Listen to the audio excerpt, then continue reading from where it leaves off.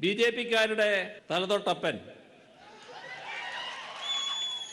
അമിത്ഷാ കേരളത്തിൽ വന്ന് ഒരു പ്രഖ്യാപനം. ആ പ്രഖ്യാപനത്തിൽ പറഞ്ഞത് സർക്കാരിനെ വലിച്ചക്ക് താഴെയിട്ട് കളിയുന്നതാണ്. അതിനൊന്നുള്ള ശേഷി ആ തടിക്കുണ്ട് എന്ന് തോന്നുന്നില്ല.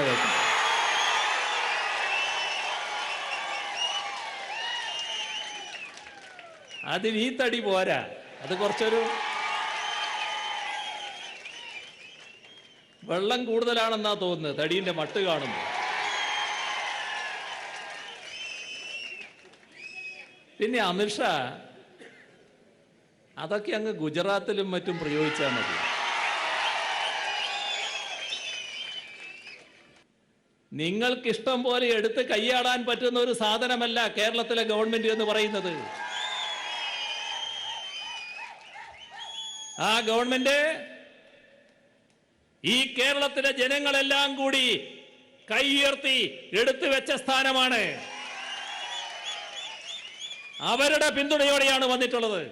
പണ്ടേതോ കാലത്തുള്ള സ്വപ്നവും പോരി നടക്കണ്ട കേട്ടോ. പണ്ടേതോ ആള് ഇങ്ങനെ ചെയ്തിരുന്നു, ഗവൺമെന്റ് അങ്ങ് വലിച്ചെറുക്കിയിരുന്നു. ആ സ്വപ്നമെല്ലാം ദുസ്വപ്നമായിട്ട് നിൽക്കും.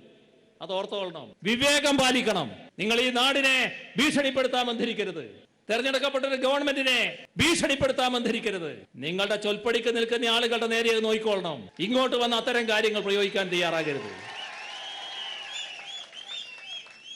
സാധാരണ നിലക്ക് അല്പന്മാർക്ക് മറുപടി പറയാൻ പാടില്ല എന്നാണ്. പിന്നെ ഇത്തരം കാര്യങ്ങൾ വലിയ കാര്യമാണ് എന്ന് ധരിച്ച് നടക്കുന്ന കുറച്ചു പേര് അദ്ദേഹത്തിന്റെ ബില്ലിൽ അണിനിരന്നിട്ടുണ്ടെന്നുള്ളത് കൊണ്ടാണ്.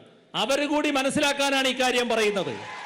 വിരട്ടലൊന്നും ഇങ്ങോട്ട് വേണ്ട എന്നാണ് അമിത്ഷായ്ക്ക് മുഖ്യമന്ത്രിയുടെ മറുപടി. ഒരുപക്ഷെ സൊറാബുദ്ദീൻ ഷെയ്ഖ് വ്യാജ ഏറ്റുമുട്ടൽ കേസിൽ ജയിലിൽ കിടന്നയാളല്ലേ താങ്കൾ എന്ന് തുറന്നു ചോദിച്ചിരുന്നു. ഒരുപക്ഷെ ആഭ്യന്തരമന്ത്രി ആയതിനു ശേഷം അമിത്ഷായ്ക്കെതിരെ ഈ ചോദ്യം ഉന്നയിച്ച ഇന്ത്യയിലെ ഒരേ ഒരു രാഷ്ട്രീയ നേതാവായിരിക്കും മുഖ്യമന്ത്രി.